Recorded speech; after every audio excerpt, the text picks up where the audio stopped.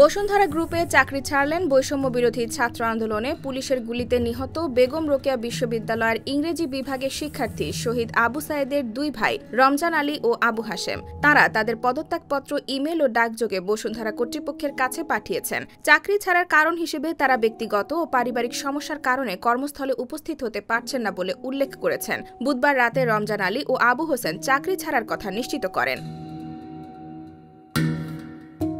গত ৯ অক্টোবর গ্রুপের চেয়ারম্যান আহমেদ আকবর সোবাহানের পক্ষে ইস্ট ওয়েস্ট মিডিয়া গ্রুপের নির্বাহী পরিচালক মোহাম্মদ ইয়াসিন হোসেন পাভেল পীরগঞ্জের বাবনপুরে শহীদ আবু সাইদের গ্রামের বাড়িতে তাঁর দুই ভাই আবু হোসেন ও রমজান আলীর নিয়োগপত্র দেন। এর একদিন পর ১০ অক্টোবর বেগম রোকেয়া বিশ্ববিদ্যালয়ে চাকরি পান শহীদ আবু সাইদের বোন সুমি খাতুন।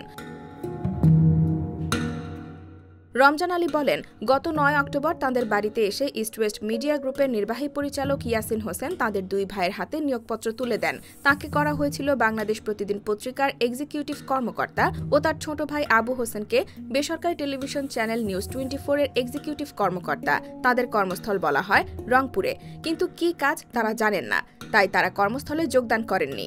৮ নভেম্বর তারা বসুন্ধরা গ্রুপে ইমেইলে পদত্যাগপত্র পাঠিয়ে দেন।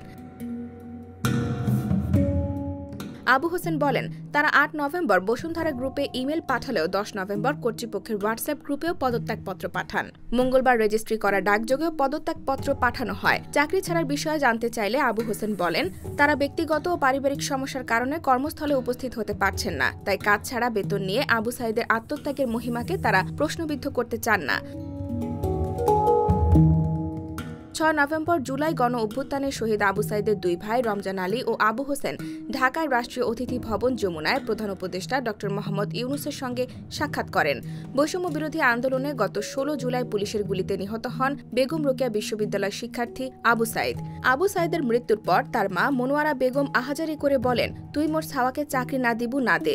মনোয়ারা বেগমের এই বক্তব্য সামাজিক যোগাযোগ মাধ্যমে ব্যাপক প্রতিক্রিয়া সৃষ্টি করে। IBTV USA, New York।